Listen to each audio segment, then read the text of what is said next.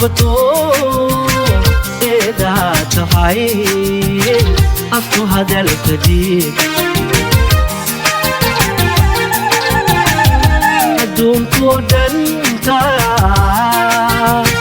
ka eegan jiraaye wayga ambato eda tahay